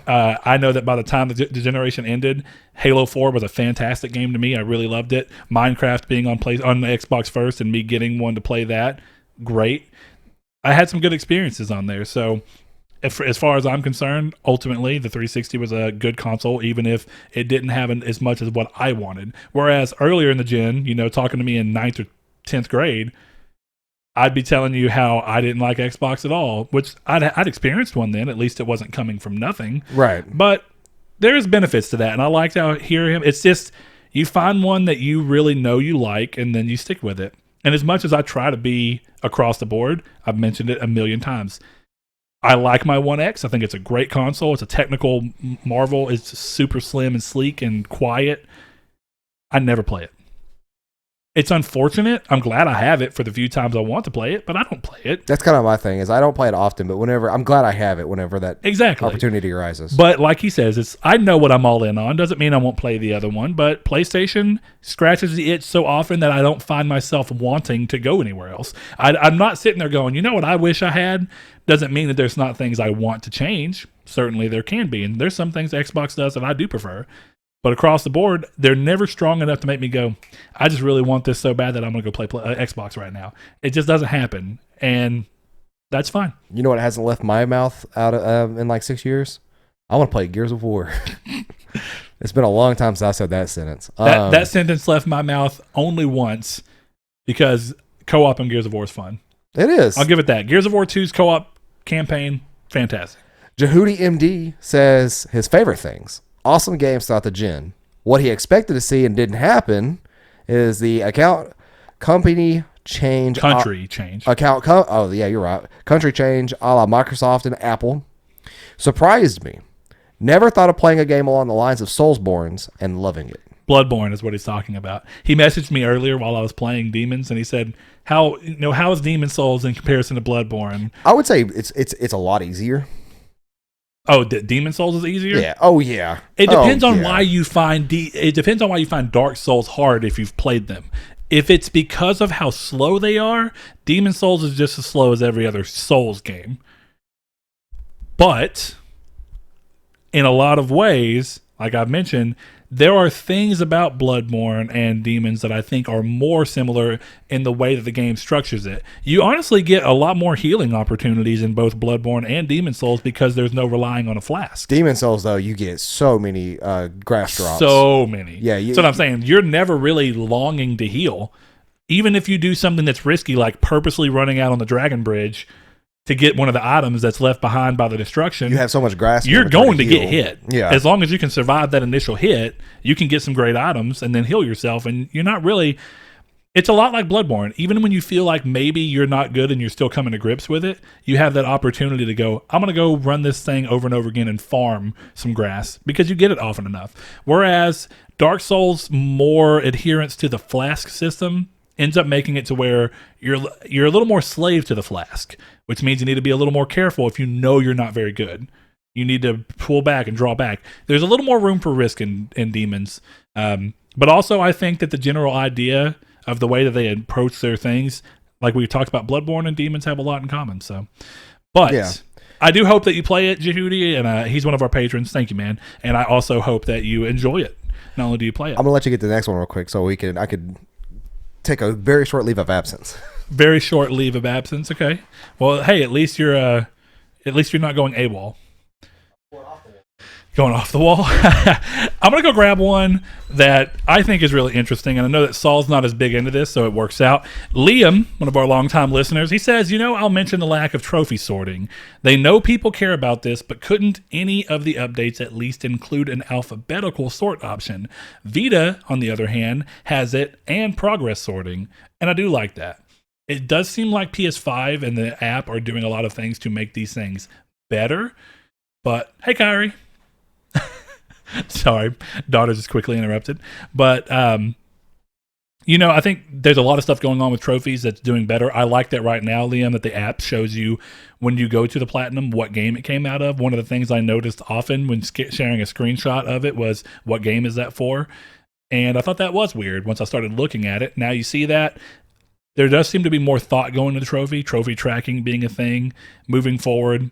It's a great thing. I like it. Having trophies be on the hotbar on PS5, it just shows to me that they're thinking more about trophies. Restructuring the trophy levels, also a good thing. So maybe that means that PS5 will have more of this. I'm going to, now that you've mentioned it, I'm going to go check what PS5 naturally has, because one of the great things about Vita, and I did it on PS3 and PS4 early days for sure, I'd sometimes just check my trophies there because it was quicker and easier to figure out what you had, what you didn't have. Trophy sorting is something that really does need to come. Another one I'll mention real quick that I think had a big impact on this generation, and I do want to hear Saul's thoughts on it when he gets back. He says, don't know if this counts as it was cross-gen, but I really enjoyed the Nemesis system in Shadow of Mordor, one of the few games I platinumed twice. Good on you, man. Good on you. The Nemesis system has been a great thing, I think, for this generation. And by extension, I also want to say something that came to prominence last gen, but I think really has come more and more into this gen is the free flow combat system idea that you kind of originated with Batman. It's not to say we didn't see it on PS3 games. We certainly did, but a lot of high-profile games brought that to play this generation. Shadow of Mordor, Shadow of War, Batman, Spider-Man, all being examples of that. Also, things like the Mad Max game that came from WB. Yeah. So those are good things. But yeah, the Nemesis system is really cool. I was a little interested in seeing that as much, as I loved it, I didn't see as many companies come to use it, which is a good and a bad thing equally. I'm glad that people didn't just like it and decide to slap it into games that don't need it and don't really call for it. But at the same time, I wish I would have seen more companies working within the idea of the Nemesis system, just so the system grows more. The more people that you can get to work within a single idea, the more that idea can evolve and you can actually get some really great results out of it. The Nemesis system is great. I honestly can't think of another game off the top of my head that actually ended up using it, sadly. So I'm going to look real quick out of just curiosity, but I think it honestly is just those two. I don't think that any of the other ones kind of really put it. Let's see. It looks like a couple of indie games have got it. This is one talking about an indie game. I think it was called Star Renegade, something like that. So, hey, something is trying to kind of pull it forward and use it, but hopefully we see it return to more AAA games, and hopefully more indie games and AA games end up utilizing it. It's a great idea. There's no reason not for it to come back. Even something as simple for elongating gameplay in a very natural sense. I would have loved a recent game example. I would have loved for Maneater to have that, where when you face a boss or you kill a higher enemy thing, it can come back and you'll recognize it and it'll have scars based off of how you killed it before. It would have just been a cool option to see more games come into. Saul's going to miss that one, apparently, but that's okay. Let's see. I'm going to go pull one off of Facebook real quick. So I noticed for a lot of people, and this is, I think, very indicative of PlayStation and why they seem to have won this gen in a lot of people's hearts, just more than anything due to time, is that idea of backing games as the most important thing so early. I noticed that one of the first things when I'm talking about the entire generation, most people just talked about video games. So in a big thing here, I think it goes to show that while features and UI and all that stuff are important to people, at the end of the day, when you think back about an entire generation and what was important to you, the games themselves are the thing that speak to you the most. So in this, Blake Popes, my buddy who's one of my co-hosts over on Midweek Matinee, our movie podcast that we do every week. Go check that out if you haven't. He says, Red Dead Redemption 2 is my fave. I'm surprised that I fell so hard for Dark Souls, as the previous gen made me think it was a series I hated. There's not really much that I hated. If there was something I didn't like, I just didn't play it and didn't care. Again, games at the forefront of the mind. So it's not that they're doing anything wrong. All the listeners are just kind of responding off of their thing. But it goes to really show. Another one is Michael Potter Schneider. He says Dark Souls, Titanfall 2, Apex Legends, Horizon, and Untitled Goose Games. So, Goose Game. Again, such a push towards the gaming side of things. And I decided, just out of curiosity, to see what people would bring whenever I offered a perspective switch. I decided to kind of comment, just to offer a perspective switch. Were there any features that surprised you alongside games? Any that you hoped to see but didn't? So, like I said, it's real interesting that most people are just kind of immediately looking towards the games. And that's a big thing of why I think PlayStation has won this gen. I think it's a big thing as to why people are so hyped to go into PlayStation 5. But I will say Microsoft has gained some of that back with Game Pass, because Game Pass is inherently about the games. And it pulls away from Microsoft seeming like they're not about the game. That's true, because we've said it before, the console can have great features that can be really, really powerful, but without first-party exclusives to drive it, it really doesn't have anything. Now, or even third-party games. I mean, at the end of the day, a lot of these games I see mentioned are third-party. Dark Souls, Titanfall, Apex Legends, Untitled Goose Game, Red Dead Redemption 2. I mean, a lot of these games are multi-plat, but at the same time, in looking at this, a lot of them, there are exclusives that are peppered in here. Horizon, we see Horizon on here. We see God of War mentioned on here. So, it's interesting. But you have the Game Pass thing. And that, I think, is what they're starting to aim for. And that's why this gen, another weird part about this gen is how grown apart Microsoft and PlayStation have become. And we mentioned this kind of earlier with Nintendo. I truly feel like this is the last gen you will be able to compare Microsoft and PlayStation. I feel like Xbox is taking their own route with software and game streaming to become a thing on anywhere you go with any device. And PlayStation is, they're staying to streaming on PC and your some phones. Like, I think you can't do it on an iPhone yet, or I think you can remote play on any phone. I'm fairly positive. I want to say remote play was taken off of iPhone for some reason for a brief time. It may be gone now, but I thought I remember reading that. Somebody correct me if I'm wrong. But I think that I think this generation is going to be really, really important looking forward, because you have the stakes, and the stakes are really high. You have both the last gen consoles having a very weird kind of experience, with one of them failing almost like 80% of the time, and then one of them trailing a lead at the very end. And then you had the DRM stuff happen, which led into the beginning of this gen, which that DRM stuff didn't go anywhere in a way. Like, it didn't do anything for this gen. It kind of just made the general reception of Microsoft's bad. Now, Microsoft has gotten better in graces with a lot of people, and I think that they have won back their footing into this kind of console wars. As much as I kind of hate console wars, but I think it's important for competition and for the consumers, for one of them to win, because I certainly don't want Sony to have a monopoly over gaming, console gaming, in the sense that, people say they do, because if they do, then they start calling the shots, and some of those shots getting called you may not agree with, but that's kind of neither here nor there. Before we go too far on it, one thing I do find interesting going into next gen overall is that I agree with your basic sentiment, where I do think we're starting to see them drift more and more apart. But the real interesting thing about it is that while we see no evidence that Sony has any real reason to want to do this, right? Sony has, and for a long time now has had, both of the things that I think Microsoft are leaning on heavily in their thing. Like, Microsoft is leaning more on gaming off of their system. Sony has had streaming games on other systems. It's interesting. At one point in time, PS Now was available on a ton of things before they started to cut that list. It used to be on TVs, phones, and everything. Now it's only on PC and console. I don't know exactly what led them to that decision, but it did. But clearly they could still go back towards phones if they wanted to. Right. They have the tech there, just like Microsoft has their tech for game streaming. Then, thinking about PS Now on the other side of it, PS Now has been going towards this idea of adding games. It's not the same as Game Pass, but now Game Pass being streaming and games make PS Now and Game Pass very comparable services. So depending on how much Sony really wants to lean into those services they've had long running, we could actually see them go in a similar direction. I just don't see any reason to believe that they will currently, because Sony seems content to follow their path, which I like, works better for my preferences. But technically, they have everything they need to lean in the same direction Microsoft is, should they choose to do so. Should they choose it. And I'm not entirely sure they will. But we'll see, I guess. And I think that's what this next generation is, the most exciting aspect about it, is and how kind of different these companies are growing in their own ways, but how that will affect gaming on consoles, because Nintendo doesn't care. They're going to keep doing their weird stuff that works for them.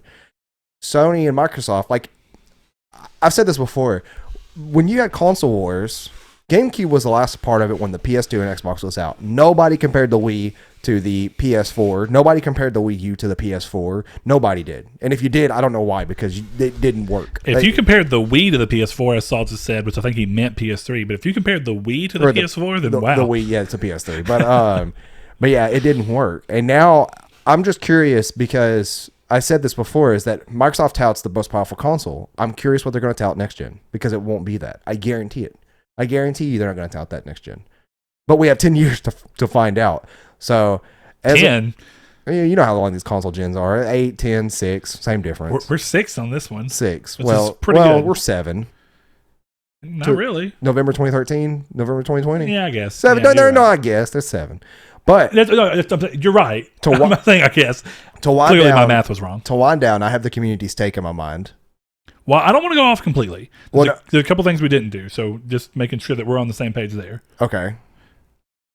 I guess to follow through with a couple things, because we didn't talk a lot about features, and I do want to get to the couple that people really talked about here. Also, before I get into that, I didn't mention that I 100% thought PlayStation Home was going to come back this generation when they announced VR. No, you didn't. Did not Nobody happen. thought that. Oh, no. I 100. As soon as they showed VR, I was like, here it is. This is where you bring PS Home back. Nobody. Because a lot of what PS Home was about was bringing people together in a space and then letting them kind of do stuff together. You could watch movies together in PS Home.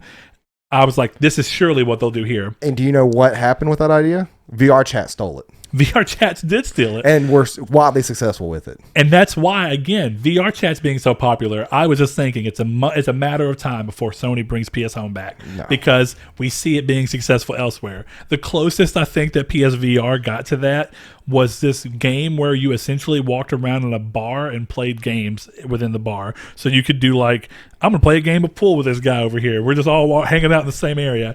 It wasn't nearly to the level that Home was, though. And that's a shame. This sounds mean, and I don't mean it this way, but I think it's true for the most part. If you see one company doing something to great success that Sony can do, they won't. Look at the Nintendo Switch. Sony, where's the new handheld? Where's the PS Vita 2 at? Where is it? Yeah. It's nowhere to be found. I think it's because they know the Switch is dominating in Japanese and Chinese markets where most of their customers come from when it comes to handhelds.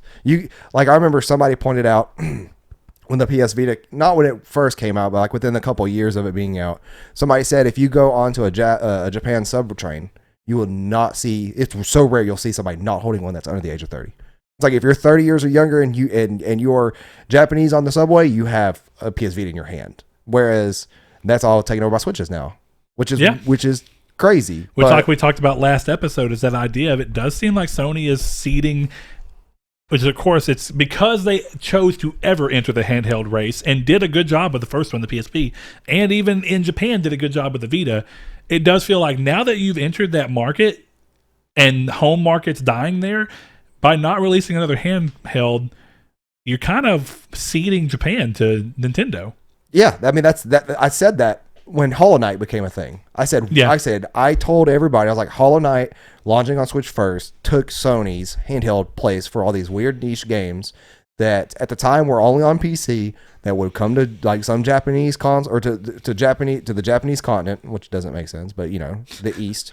They'd come to the East and then it'd eventually come to none other than the Vita. The Switch is taking that spot. Yeah. Guaranteed now. Like that's been proven. Yeah. For not the most part, but for I've got to shout out Vita for even still still having games come out. It goes to show how much people love it, and I think it's the biggest reason as to why I can't believe that Sony is not willing to try it again. If you have people still pushing games out on a system that you have declared dead for more than 5 years ago, what? Yeah, Vita Island is a strong island. Just there's no planes to get those people off of that island. Yeah, it's.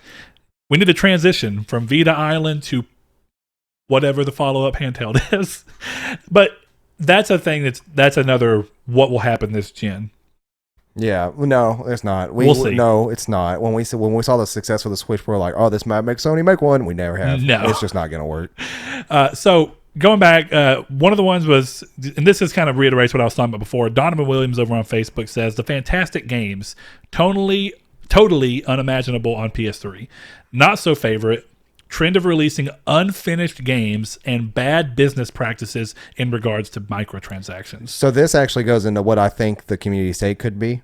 And it is, what is your least favorite happening from this gen? Okay. He says, etc. I expected more exclusives, and this is actually a really good one because I understand it. I expected more exclusives that weren't third-person action adventure. Thing that surprised me the most is how deep I fell into Destiny 1 and how great it was. I hope PS5 can measure up, and I hope both console companies work their bugs issues out soon. To tie into that a little bit, right? Over in the Discord, Rude Cold, one of our patrons, he says, games as a service I would happily see disappear. And this is where it gets interesting, because I think Destiny has always been the early days of games as a service, which is the earliest thing realistically is just long running MMOs. Those have been games as a service as long as that idea really has made sense. console-wise, Destiny was kind of consoles getting more into it after we didn't see much happen in the console MMO sphere throughout the 360 gen and PS3 gen. So Destiny coming back in, this is what I find interesting. He says, I spent so much time in Destiny but grew very tired of the grind and loot mechanics that when Destiny 2 came out, I was totally burnt out and couldn't play it. Recently played Avengers and really did not like the games as a service style multiplayer for it, like we were talking about that couple of episodes ago. Really wish they'd spent more time and money developing a better and more polished single player. And part of the reason I bring that up is that Destiny has gotten brought up so many times throughout this. And it's another one, Shafe Dog, one of our patrons. He says a bunch of stuff, and I'm going to get to his top part because it's a very interesting one. But in relation to Destiny, he says, I'll also add that at the start of this gen, Destiny came along and I loved it. 3,500 hours and didn't slow down. Destiny 2 launched and I expected the same, but about 2,000 hours in, and the season fear of missing out model has killed the game for me. Don't know if Bungie will ever earn back my time. And this kind of comes into the big thing of games as a service did become the big model for this gen, as we mentioned earlier. But clearly, as these things evolve, you can reach this point to where this is where the idea of moving free to play actually creates some issues. Destiny 1, I think, had a lot of people because you always paid for the content, but it always came in chunks that made sense. Destiny 2, when it lost me, and this is why I like these answers so much, when it really lost me is when seasons started coming. It felt like it was suffocating me. I had to constantly be playing the game, otherwise I was missing out. But I had other stuff I wanted to play, and I can't dedicate playing multiple hours every week to Destiny 2 to be able to keep up with everything. So instead of just playing here and there when I want to, I just completely quit playing. And because of that, I'm in that same mindset as you, where I don't want to play Destiny 2 anymore. Like, I don't see me going back to it because they're not changing their model. And I'm glad for the people that like that model. That's awesome. But personally, that model has completely dropped me. And I think that the irony there is that what I find so enticing about Warframe is not only is it entirely free, but I think that the way that Warframe does big drops is a little more in line with the way that Destiny used to do big drops. And since you don't have that constant seasonal thing going on, and Destiny's doing a lot of changes right now to where you can only use a gun for so long. One of the cool things about Destiny used to be this idea of going away for a little while, coming back, and still having a big arsenal of weapons to play with. Maybe the weapons have been nerfed here and there, but now Destiny goes, those guns are basically useless. You can't play with them. You got to constantly be playing so that you constantly have guns and exotics. Actually, I like that about Destiny. And I get some people will, but for me personally, it demands that I play it too much, and there's no game that I just want to play that much. So just so you know, I didn't even know this till Beyond Light came out. There's now a kiosk. You remember on Destiny 1, you had like an exotic kiosk in the tower that you could look at all your exotics? And couldn't you recraft them? You can recraft masterworked. Like, if you say you missed out on Wendigo, the grenade launcher, you didn't want to do that quest, you can just go buy it. Oh, that's cool. So if Wendigo's still being used. It is. Because that comes the problem, though. A lot of weapons have been sunset, right? Right. Well, and that's just an example. But the thing is, it's like there are PvP weapons in there that people want. Yeah. And there's exotics in there. Did you ever finish up the Forges and get Izunagi's Burden? Nope. You can go buy it now. Oh, that's cool. Every raid exotic, At least for that idea of fear of missing out, right? It's a way to bring it back. Well, guns being sunset still end up being an overall problem because, and don't get me wrong, it's a mix. I see the benefits of it because it forces you to change up what you've been using, but I think you can do that by introducing new weapons that are actually enticing for people to want to get, and then balancing old weapons to where even if you loved it, it gets to a point where you can still use it, but you're really going to be at a disadvantage. So if it's that you feel so comfortable with the gun that you think that the buff and nerf disadvantages that come with it, you can still overcome because of your familiarity with the gun, continue to use it. That's fine. See, I look at it as Magic the Gathering. And for those that don't know, there are 3 sets. Or actually, I don't know what it is now. I haven't played in a while. It's something. It's actually why I don't play Yu-Gi-Oh! Or Magic either. It's something completely different now, but it's like a core set and 4 other sets. Yeah. But it's essentially like if you start playing, you may come in when the last set's out, and then for standard, and that you may have 4 months, and then that set will rotate out, and then so you have all these cards that you could use in other formats, but you can't use in standard, which is the standard format. See, that's at least the saving grace there, right? Is that there is a format to adopt for people who still want to play with what they have PvP. and utilize it. It's not your format, but PvP. See, but I guess what I'd say is that because Magic the Gathering is naturally a PvP game, it ends up working that way. I would really love for Destiny to have a mode of whatever it be, and I understand it's not really a tenable position to be in, but I would love for Destiny to have a position where all the guns that I really liked and liked using and whatnot I could go into, but you're essentially asking people to keep up in a very different way than a card game. You're asking people to keep up two different versions of a game on servers and everything that has to come with that. Whereas when you release the cards are in people's hands. At that point, it's just, here's a rule set that necessitates how you want to play with the cards you already have. Right. Here, we're releasing new cards, and this is a new format. We're going to keep doing that. A game really can't do that, and I guess that's the shame, because where I started kind of losing out on Yu-Gi-Oh! Was when it started coming out with stuff more often than it had been. So it started being that every 3 to 6 months, a new set would come out. Something completely different would change, and the rule sets completely changed. And it got to the point where, for me personally, spending hours upon hours upon hours building the perfect deck and then play testing it until I know it's perfect, and then feeling like it, even though right now it's currently in league, the moment that this happens, it's not. I personally don't love that, because I know that it's made to keep you a lifelong person. I don't know. It's not that it's a problem. It's just a preference in me that makes nostalgia overpower wanting too much to deal with new stuff. And see, for me, it's the exact opposite, where the hours and hours and hours of building something is the fun part. So it is fun. For me, what I like is but not throwing it away. Well, yeah, but I mean, even then though, it's like, for me, I love finding out new builds every season in Destiny, and then getting the components for those builds and then playing those builds. Mm-hmm. And then even if I get bored of it, next season comes around, if something gets sunset, I no matter what, I don't go back to old builds. I'll find a new build. And that's the fun part of like looking at your artifact to see what mods you get, and then looking at your character and your new subclasses and like, okay, what can I do with this, and kind of thing. That's where the fun comes from me. I like crafting stuff. And that's what I liked about Magic, was I liked building the deck. Yeah. Bring back Birthing Pod. But anyways, I'm just in the middle on that particular. That's all it is I like the crafting across all the board of that. I just don't like to have to throw my craft away, essentially. Yeah. That's what gets me. And since in the game it's permanent, like a deck, I can keep a deck, even if it's no longer active. We can all come together and agree, we're going to play this game this way. Can't really do that in Destiny. To be fair, like, one thing that is criticism on Destiny 2, and we'll get off Destiny 2, but one thing about Destiny 2 that is critiqued is that for all the stuff they took off, because like all your normal legendary gear is gone. Like it's like all your normal weapons are gone. Like they're gone. They did not add that same amount back. Sure. So there's a discrepancy there. Two more I'm going to touch on quickly, because I do think they're very quick, but I think they're both interesting, because one I think is very different from you. Shafe Dog, his top part was, my favorite thing this gen has been the introduction of PSVR. My not so favorite thing is spending so much on VR games experiences. I expected to see a successor to the Move controllers because they're desperately needed. Yes, they are. My biggest surprise is how much I do not like playing flat games outside of VR now. It's really changed gaming for me. Flat games?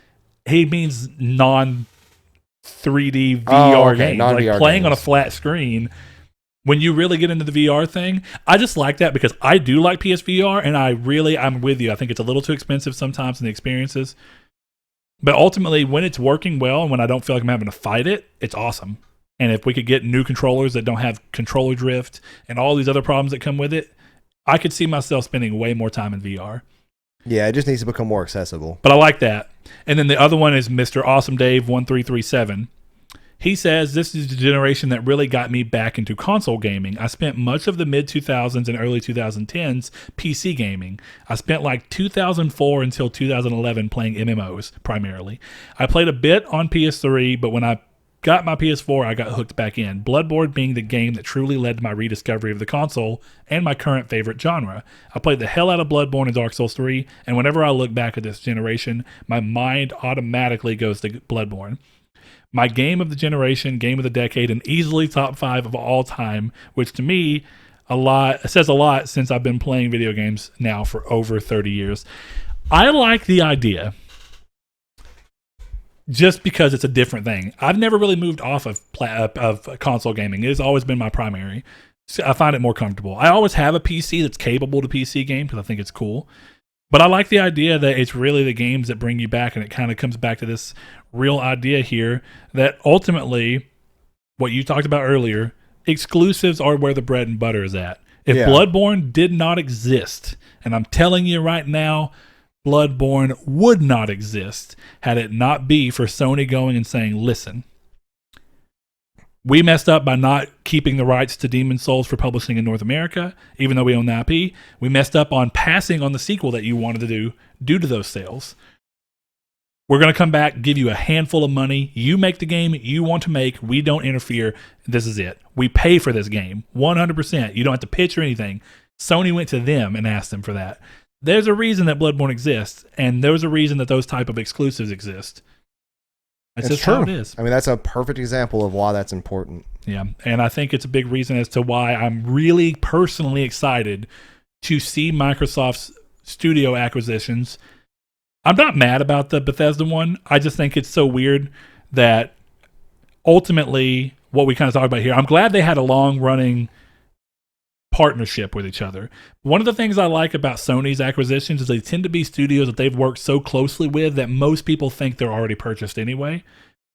I know so many people that thought Sony owned Insomniac before they ever actually did. I did. See?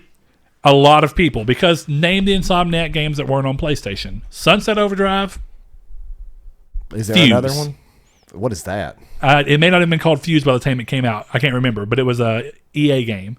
It was when they first started talking about it. But every other Insomniac game, even throughout this gen, has been on PlayStation. So I like that with Bluepoint. Right now, there's rumors whirling about that Bluepoint is going to be purchased by Sony.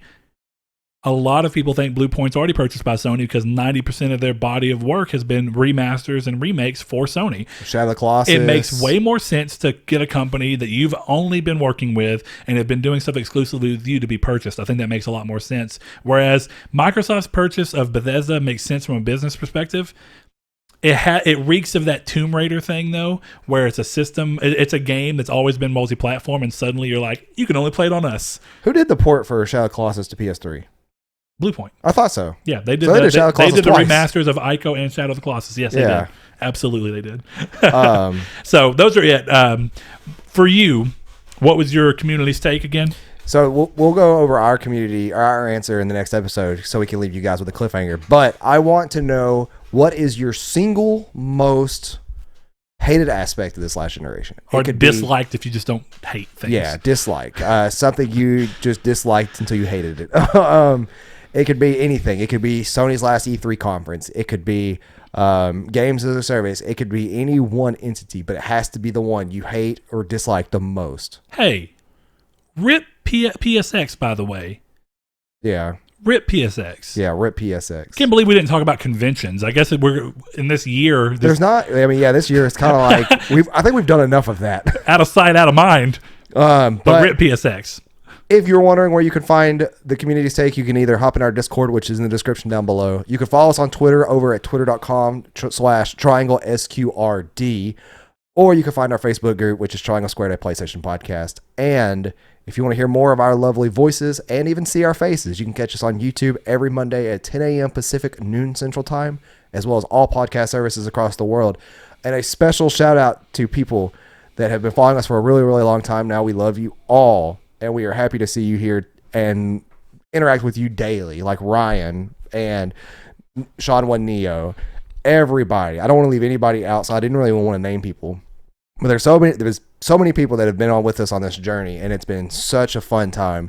And we're closing in at the end of the PlayStation generation for the PlayStation 4, and we're going to be here strong and in charge for the PlayStation 5. And I am super excited to be there. I hope you guys are too. And we wouldn't be here without you guys. A special thank you to all of our patrons too, who interact with us daily, like Kyle Grimm, Shafe Dog, everybody. Once again, I didn't want to name names because I don't want to leave people out, because nobody's left out in this. But once again, I wanted to thank everybody.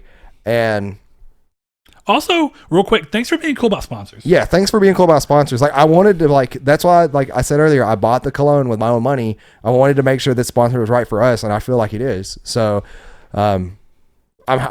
I really hope you enjoy their products, and I actually invite you all, like on Twitter, Facebook, and Discord, on YouTube comments.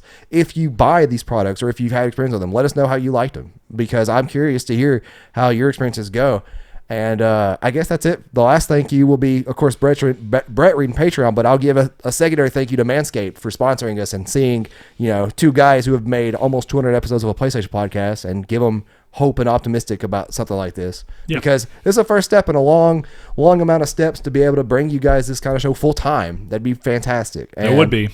So thank you to Manscaped. Thank you to anybody who uses manscaped.com and uses the discount code SQRD for squared. Yep. And thank you to all the patrons. Brett. Without further ado, thanks to our patrons. Rich, I haven't forgotten you. I need to put you on the visual card thing, but you're our newest patron. Thank you, sir. We got Kyle Grimm, Josh Jarrell, Matthew Green. My name is Dan. Luke Bartolomeo, Sean Santarude, Funk Turkey, Danny Villalobos, Corey Hickerson, Blake Popst, Kevin Bacon Bits, Lago, Eric McAllister, Shadowist, Steven Salazar, The Stonard, Travis Below, Stefan Swanland, Constantly Kenny, Solitary Red, Chris Figs, Zachary Sawyer, Landis, Rude Days 93, Brian, Donovan Williams, William Digital Spooker, Derek Porter, Josh Ayers, Brandon Edwards, Sean One Neo, Tyler Powers, El Chabib, Jason Clendenning, Tyler B, and last but certainly not least, Mr. Richard Schaefer. Head over to patreon.com/Nartec to support the show. Thanks.